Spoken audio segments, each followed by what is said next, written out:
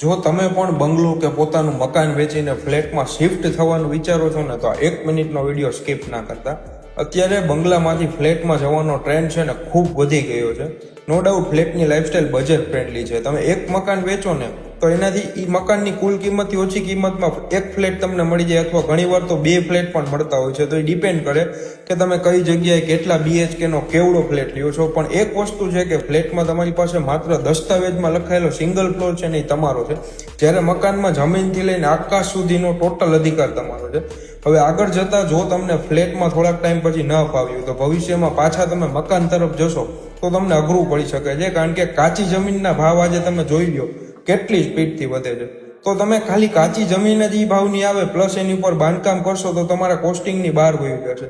તો simple logic એ છે કે જો તમારે બજેટમાં કોસ્ટ ઇફેક્ટિવ અને સિક્યોર્ડ લિવિંગ જોઈશે તો તમે ફ્લેટ તમારા માટે બેસ્ટ છે.